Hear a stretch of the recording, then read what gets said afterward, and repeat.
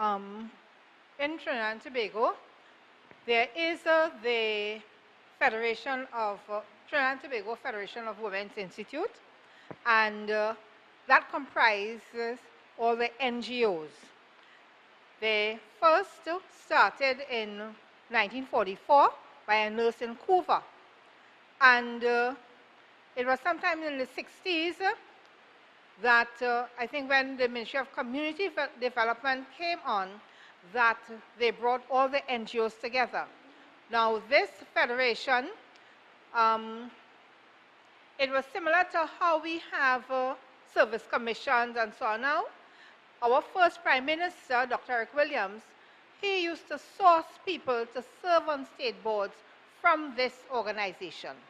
It is also an international organization. And towards the end of this month, I think it's from the 27th to the 29th, the Caribbean Women's Association, they're having a conference, and it will be held here. So that this body of federation, in terms of all the NGOs, is also a part of what we call CARIWA, the Caribbean Women's Association. And it is also an international body, and there's a big conference in August of this year in Birmingham, England. So, but many people do not know that there is a body that governs all the organizations. And I was thinking, before you ask the question, to put it to Ms. Bishop that if it is, she can use her, I don't want to say authority, influence, thank you, to get maybe the, if it is the executives of the various civil societies and NGOs and so, to come together and have a conference and let us decide, let us look at the issues of our Twin Island state. And whatever transpires at that conference, then each organization would know now to revisit what they are doing. And because many organizations see about their just a community, okay? But we have an overlapping of some of what is being done, and we have other areas that are not getting the attention that is really needed. And so I would have liked to ask, and I'm asking you, to use your influence to put it to the government and let us get something going. I wish I could say that I had such influence, but I don't. One of the things I could say, though, in trying to describe the evolution of NGOs, you saw the passion of interest groups, like the mothers and the parents of retarded children, the parents of deaf children, you know, the children or family of battered women in the setting up of different agencies. That kind of passion is sometimes very specialized and dedicated to topic areas. And so NGOs don't necessarily want to belong to an umbrella organization, but they certainly want, as they discover that the issue they're addressing is kind of universal, that it's not just restricted to the few people they know in Maribela or in San Fernando or so, but that it is widespread across the country. They want the government to have the scientific research, the administrative, to provide, to respect the experience of people who have struggled to develop the service and to take that into consideration, but also to support it by sometimes providing administrative supports, maybe accommodation, to see some of these services as being in need of universal spread across the country. You understand? We talked about the early childhood centers, and you see how they would come and say, and I'm not involved in any politics, that, you know, we have put up 95, 100 across every community in Trinidad and Tobago, and X number of teachers have been trained. The movement from charity to a policy development thing requires what we were talking about, Josh has been talking about, that you have to do the research, you have to speak to these people who have done the hard groundwork and to incorporate their experience into the evolution of a national programs by community. Now recently I heard the minister, local government, talking about the experience of Tobago, where Tobago has all these experiences of evolution of services for Tobago. And the other, what do you call them again? We don't call them what we don't do. Counties, if they were given the same attention, would address the needs of the different communities, counties, in a very dedicated kind of way. So if in your community there is a lot of child abuse, or there are a lot of deaf children, or there's a lot of violence, then the dedicated attention would come from the people working in that community. It requires, that's why I'm saying, we are seeing that some of the problems that NGOs have addressed are universal. They're spread across the country. So if you only have a total service in Port of Spain or in San Fernando, when you have deaf children all over the country, or you have children with learning disabilities, attention deficit disorder, and there are no services for them, then social policy is about asking the question, how widespread is this problem? What kind of competencies do we need? What competencies do the NGOs who respond have? Because all the NGOs that are or not for-profit organizations that are responding to these special needs, many of them just have 2 or 3 very passionate leaders struggling to raise funds to survive.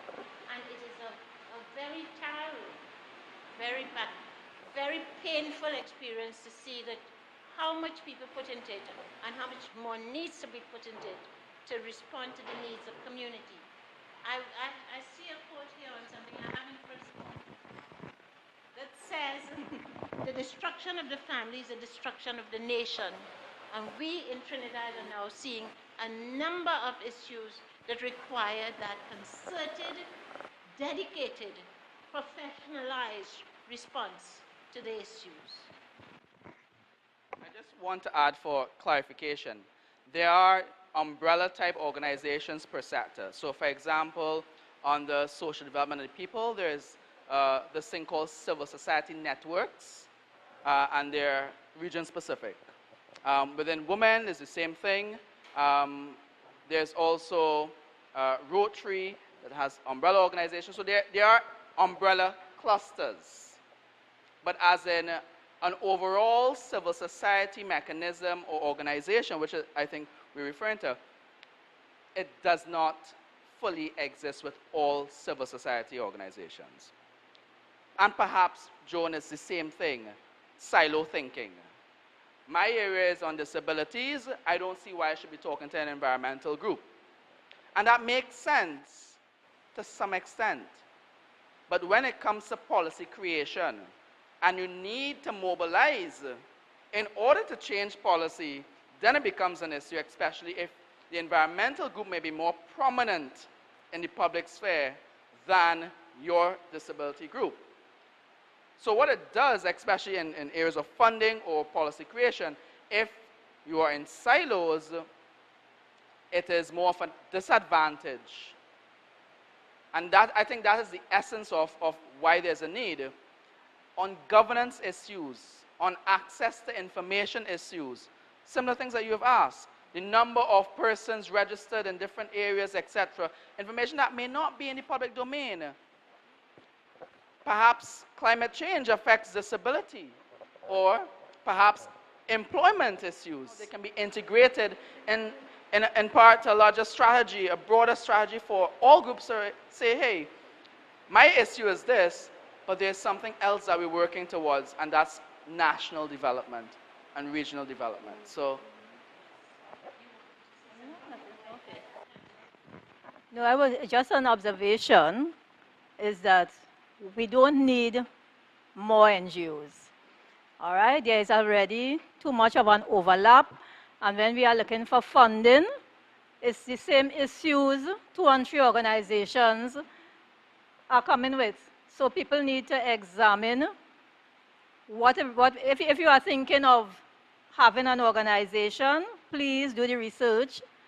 And if there is already an organization that is covering, and we heard 7,000 groups, there is an organization, all right? And some probably need to merge, all right? If we want to really attain the kind of funding that we want. We can't continue with all these cell groups, or silo as you call them. Okay. Thank you. May I respond to Mrs. Savory's question about mobilizing the national community to discuss the issues?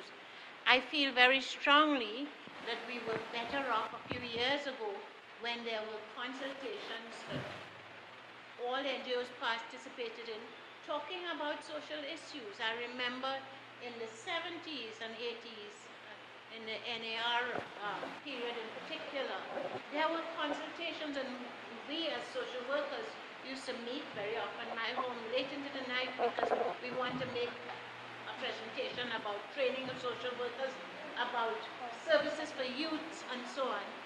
And those were very good consultations, systematically organized, and I don't know where the records are today. I feel there's a gap now. There's an absence of the discussion of the interrelationship between poverty, for instance, and crime, or the teenage motherhood and poverty, and all the pathology that we're seeing in the school. We need those discussions to take place. I feel at this stage I'm looking to you young people because I was running consultations and programs when I was in my 30s and 40s. I'm now nearly approaching 80. So it's hard for me to assume that I'm out of circulation. People don't even know I exist, you know. But I was there when there was a passion, when people were doing things, and some of the research I've been involved in, I haven't seen it repeated. I don't know if it's been repeated. Children in difficult circumstances, the training needs of people who are going to respond to the children who are in the school system, who tell you that the teachers are not nurturing them and don't care about them, don't have any dreams for them.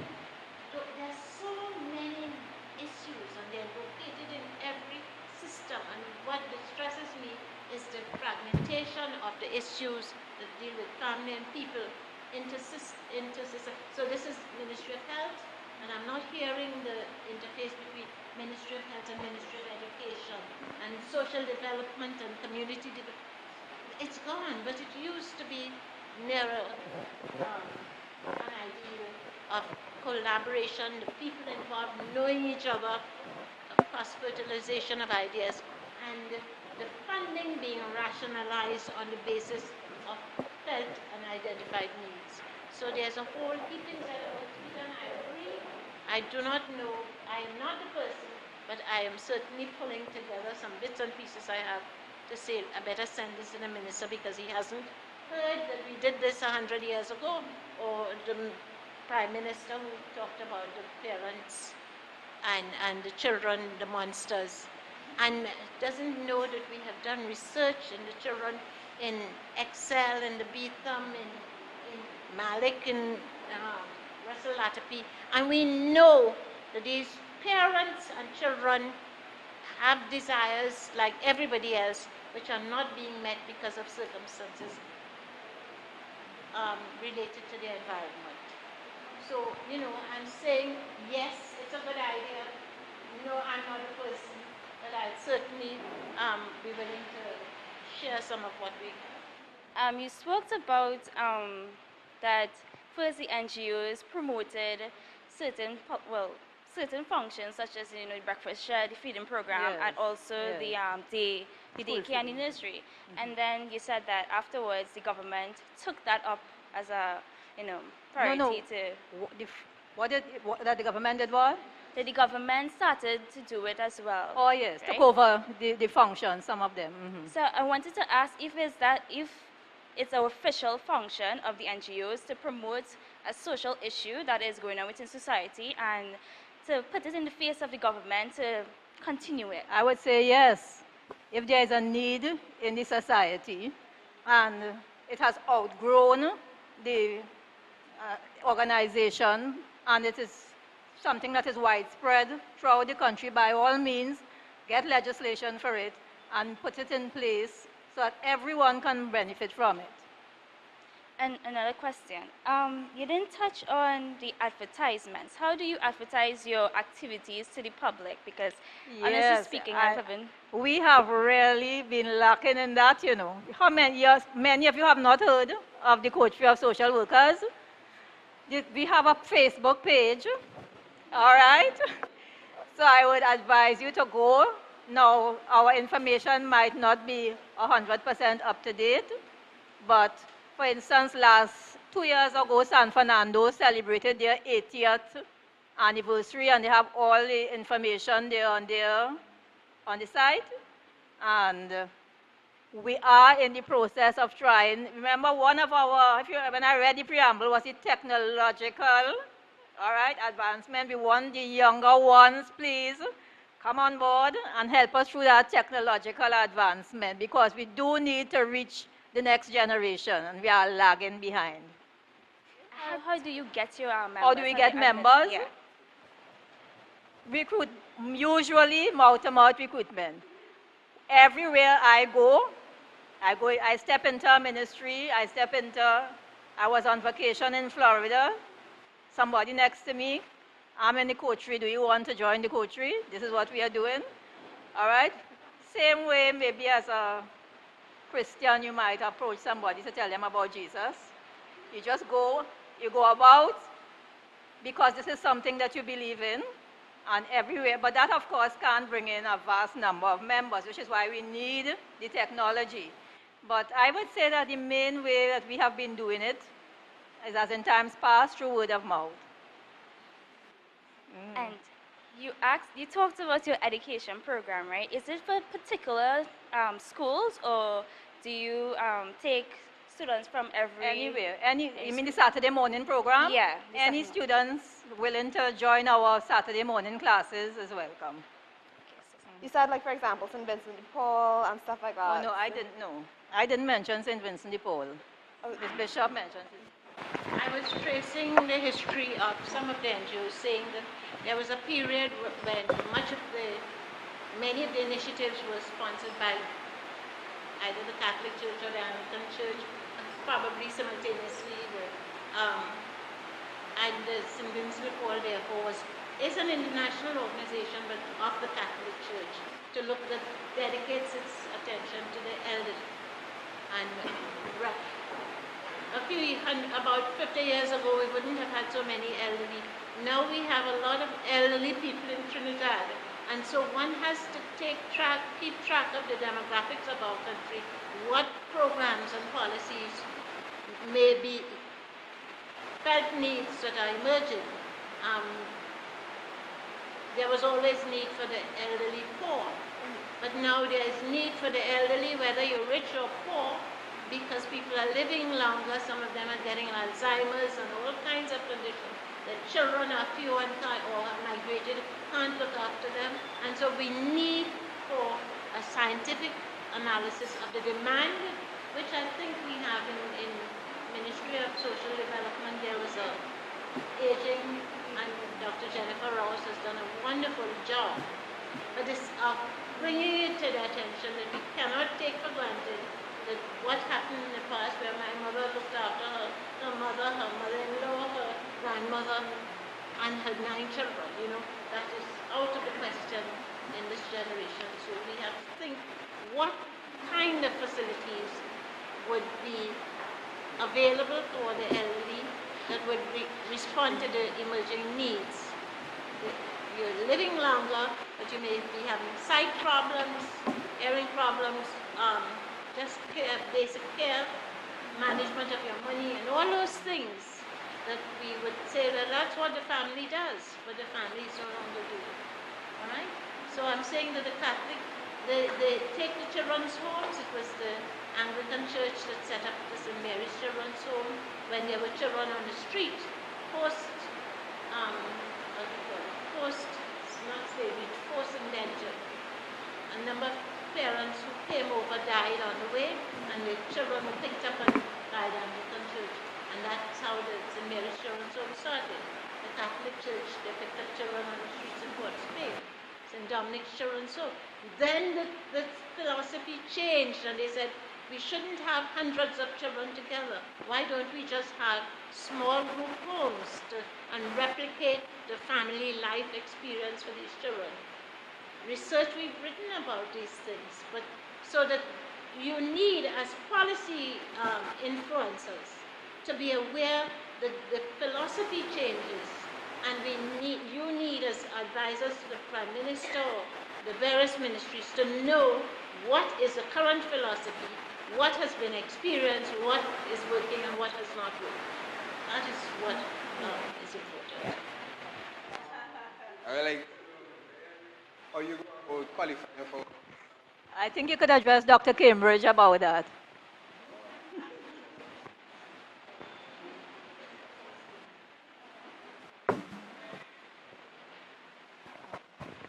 This year, as it's the 95th anniversary of the coterie of social workers, they are giving $25,000 for a social work third-year student.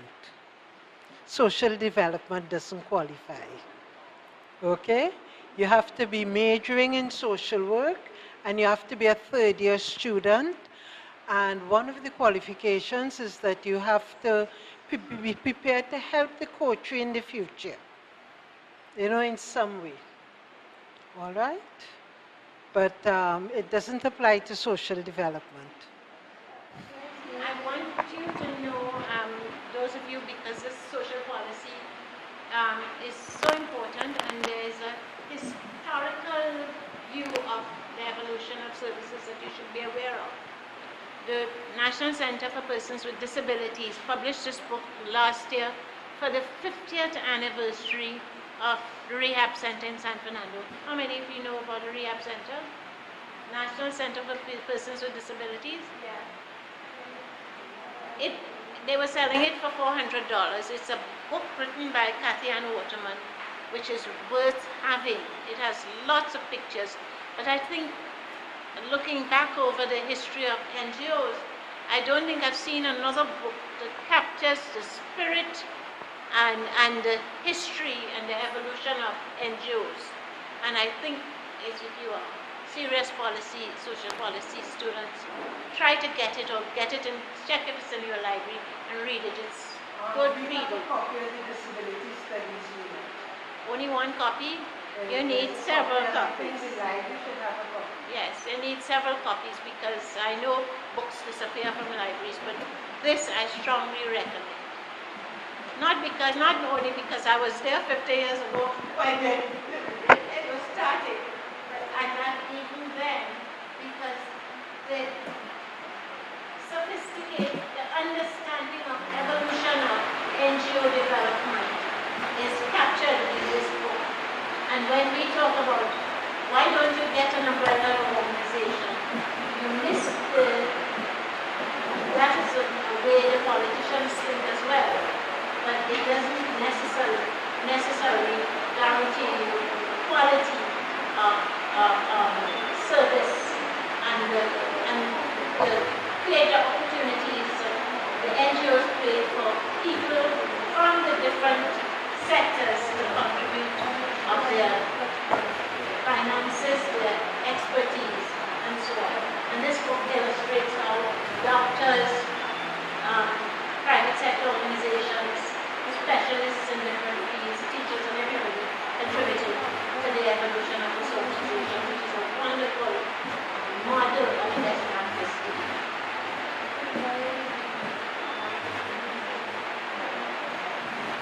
All right, so this is... Okay. Afterwards, there are refreshments, We will have a vote of thanks, but you could stick around while you're having your refreshments and ask the panelists privately certain questions. And I'm so pleased you're asking. Because we know how that goes sometimes in class.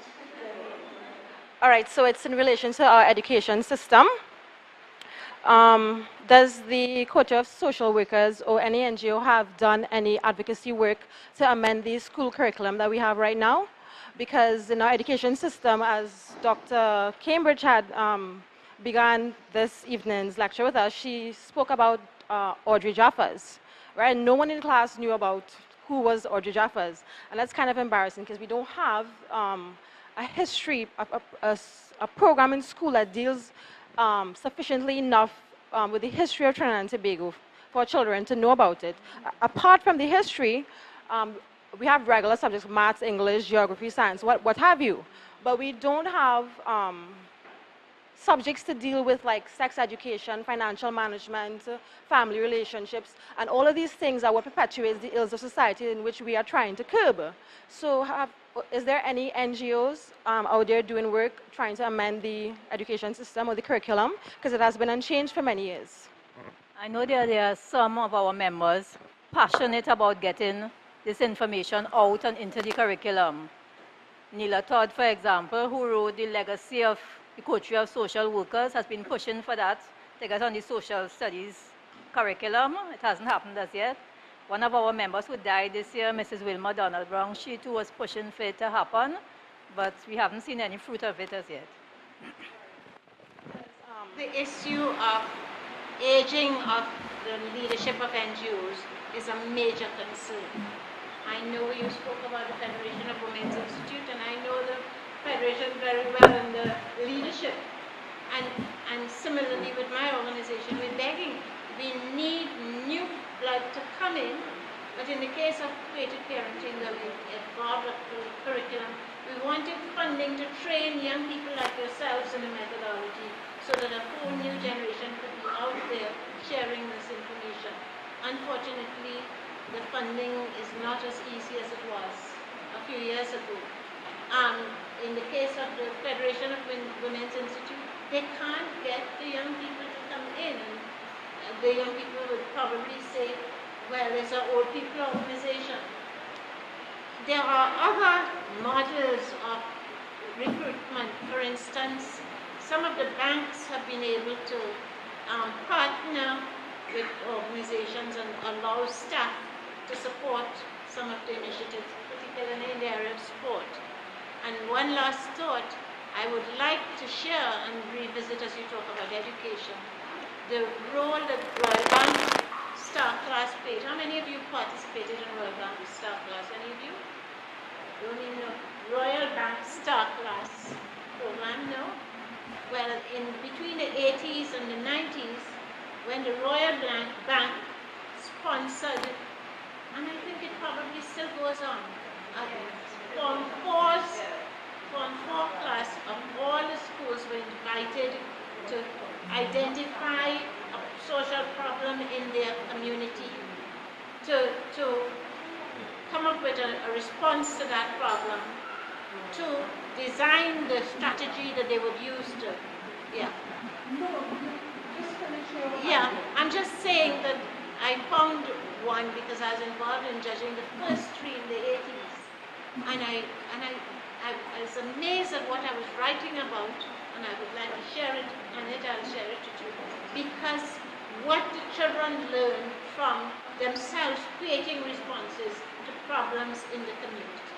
And all the schools across Trinidad were doing it because it was facilitated by staff in the Royal Bank in the different districts. And there was a common program, a standard program they repeated every year. So just to wrap, and I'm going to try to be extremely brief. In terms of consultations, that's one of the key issues, and it should be an issue for all social policy students and civil society organizations. There's usually an attendance register at consultations. That should be publicly available to find out who was consulted, and usually that's not. So that's the first key issue there. Secondly, the issue of education. Even at the university, we usually tell students that you can be employed in 2 sectors, not 3.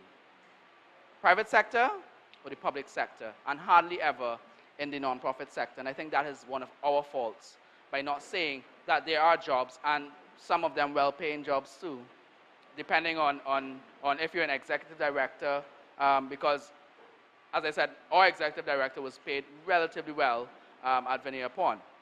So I think there are a number of issues to be addressed, but generally it speaks to how do we connect those dots, because there are NGOs doing work on the ground in homework centers, in village councils, etc. But how do we connect all of these initiatives? How do we break down these silos to say we are making an impact, which comes back to how do we measure our progress?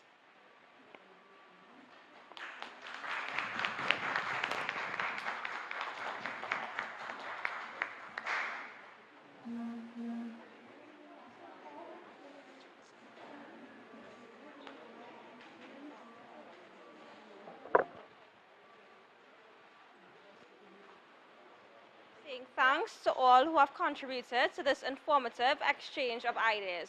We have certainly learned a great deal about the history of the coterie. We have learned about the milestones that have been overcome and the issues that have impacted these organizations. First, I must thank Dr. Cambridge for initiating this forum. I would also like to thank the panel, Ms. Mona Thompson, Ms. Joan Bishop, Mr. Josh Drayton. I would also like to thank Ms. Savary for your presentations, which were indeed very informative. I would also like to thank additional members, Ms.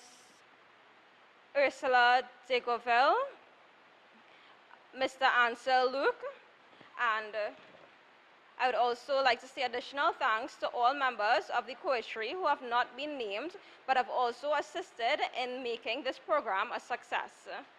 I'd also like to thank you who have participated in the discussions, and to all of you for being part of this audience. Many thanks to those who have provided the refreshments. Do enjoy the rest of the evening. Thank you.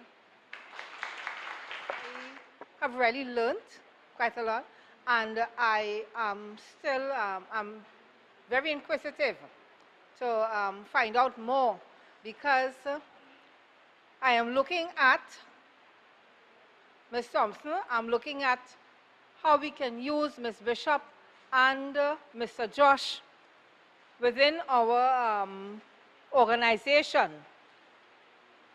Maybe within the year or next year, God's willing, right? Because I think we have a lot to learn about everything. I would like, permit me very quickly to address the male here. You would have heard a lot of mention of a lot of women organizations. There are male organizations, and I challenge you to find out about the male organizations and what they are doing, and see where you can fit in. And if you find that there are no male organizations that are giving to, lending an ear to the issues that you think you would like to work with, maybe you can form your own. You can form, or I should say form one. Form a male organization to deal with the issues of the young male in our society. Ms. Thompson asked that we not start more organizations, because yes, we have a lot. And I spoke about some organizations, just we are doing work that's overlapping, and other areas of the country and other issues are being neglected. So you can take note of that and really see what is being neglected, and if you can start something. And permit me to appeal to all of you.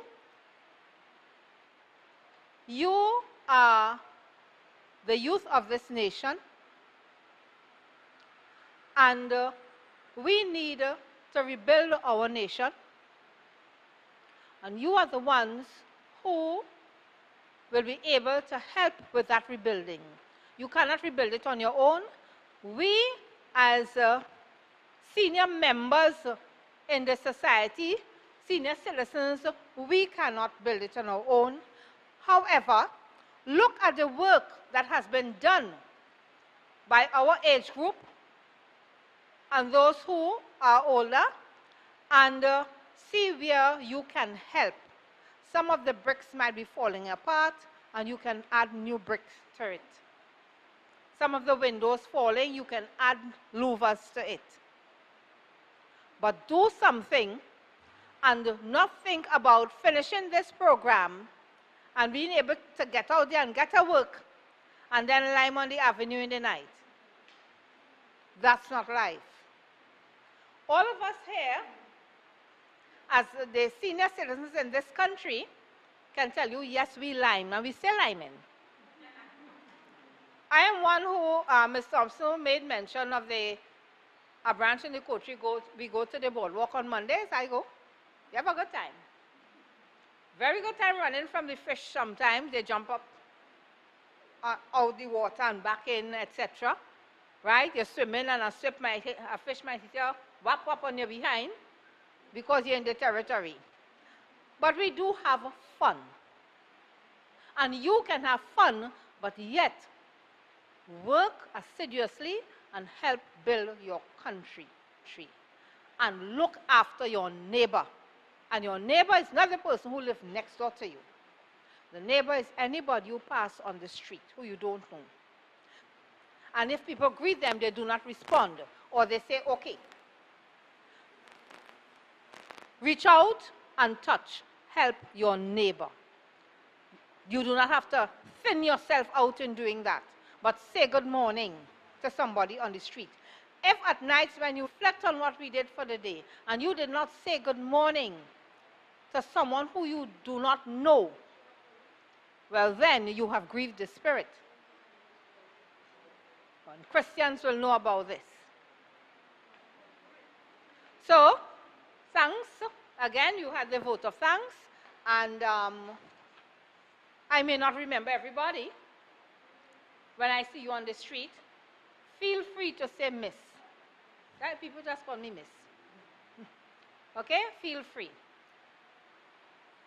And safe traveling mercies to each and every one of us. And may we meet our homes as we would like. May we meet our homes as we would like from all what's going on in our country. Okay, thank you. All right. The Federation is celebrating its 70th anniversary. Well, The head office of the Federation is based in Coterie. But we go out to the other branches and so on, and they're doing wonderful work. It's, you have all over the country, St. George, East St. George, West, the river, all the properties, and we fall under the Ministry of Community Development and Social Development. Yes, this is the second branch of the coterie of social workers, which was opened in San Fernando in 1934. Here are most of the members, and this is what a meeting was like in the olden days. So many people. Today's meeting only have the bare quorum, which is 8 of us. Right? They still do school feeding, and they have a day nursery. That is all that is continued in the San Fernando branch. They are located on the coffee at La Carib Street in San Fernando. Okay? Then we go to Barataria. This is the Siparia branch of the Coterie of Social Workers. This is the third branch. This was opened, and this was done in the year 1957. These are the members who opened the coterie at that particular time. Some of them are still alive, but the others have passed on. Okay, so we go to Siparia now. Here we have the Separia branch, which was opened in 1961. At the moment, this particular branch is feeding the most schools in the South Trinidad. They're still functioning, very much alive. So those are the only branches that we have pictures of that we can share with you. This is a picture of the founder of the Coterie of Social Workers, Audrey Lane Jeffers. And I'm happy to say that I knew her personally. This is what she looked like, and this is how she started this organization, which is 95 years old at this date. Nice to have met her and work with her.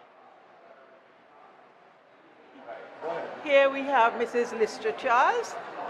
She got the Chaconia medal, silver. She was the first president of the coterie after Audrey Jeffers, and she ran the home for, she was head of the nursery in San Fernando. She did a very good job with that. She saw about the children. She cared for them while she was alive. So she was a member of the San Fernando branch of the Coterie of Social Workers. Here we have Beryl Patrick Doyle. She was president for the years 1981 to 87, and she was also head of the children's nursery.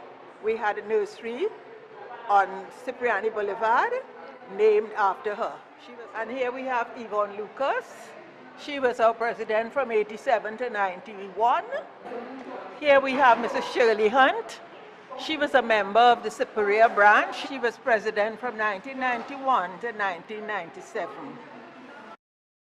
We have here Miss Arlene Hodge. She was our president in 1998. She served for 2 sessions, which is 4 years. Also a member of the Separia branch of the Coterie of Social Workers. Here we have Elva Thomas.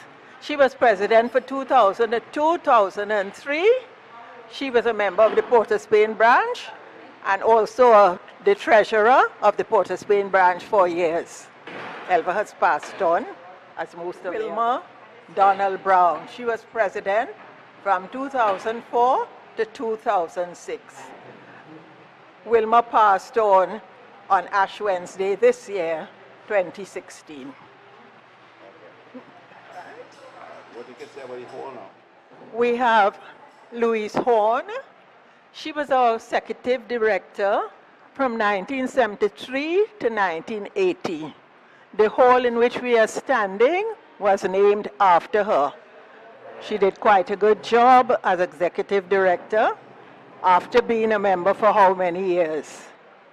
So we have a lot to thank her for in building the coterie to what it is today. It is nice to know that her daughter, Miss Inette Cambridge, is continuing to work for the Coterie of Social Workers, making sure that she spread it. And even at age 95, even though the coterie is age 95, trying to get younger people interested in the work done for the Coterie of Social Workers.